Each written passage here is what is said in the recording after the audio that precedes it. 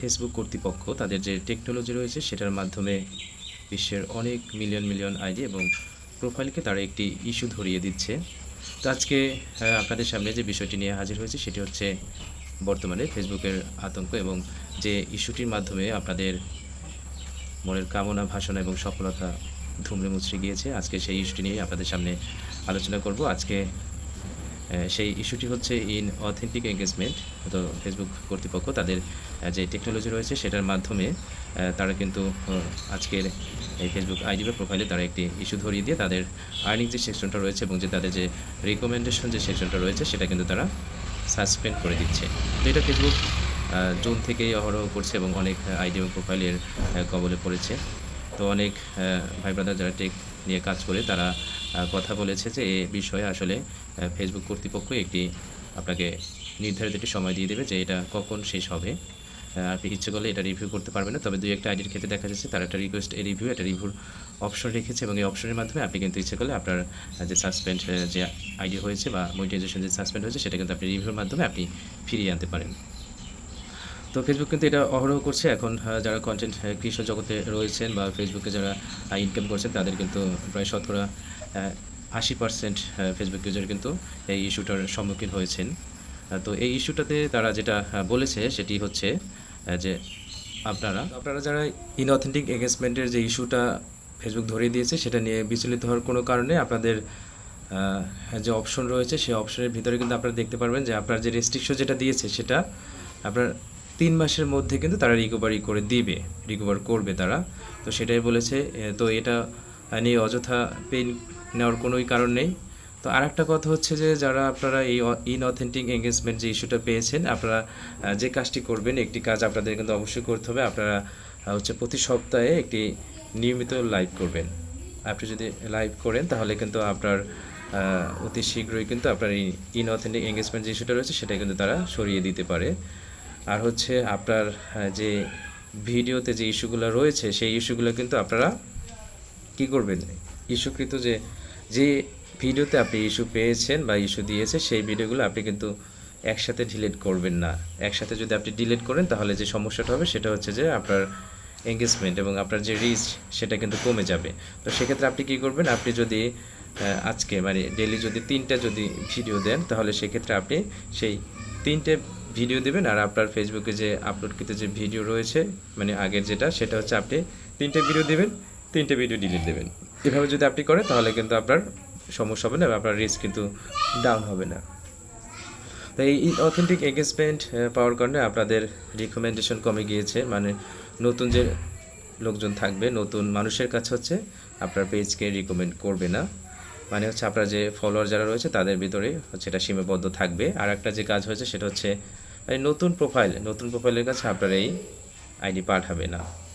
মানে authentic engagement সিস্টেমটা তো বুঝছেন, এটা কিসের জন্য আপনার কিছু ধরিয়ে দিচ্ছে। সেটা হচ্ছে আপনি যদি কারোর সাথে আপনার কমেন্ট বা আপনার পোস্ট যদি শেয়ার করেন, এক্সচেঞ্জ করেন, যে আপনি একটা কমেন্ট দিলেন অন্য একজনকে আর একটা কমেন্ট আপনাকে দিবে, উপহার দিবে।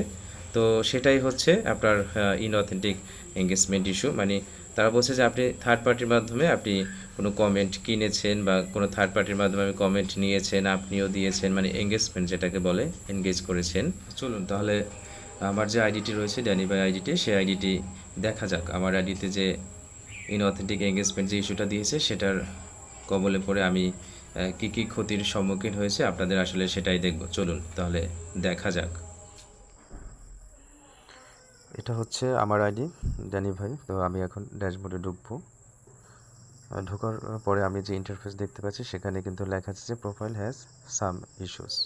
আসলে মূলত এটা এখন একটু স্ক্রল করে দেখিনি। আমার কিন্তু প্রোফাইল লেখা আছে কি প্রোফাইল ইজ এট রিস্ক। আচ্ছা, তাহলে এখন আমরা মনিটাইজেশন সেকশনে ঢুকলাম।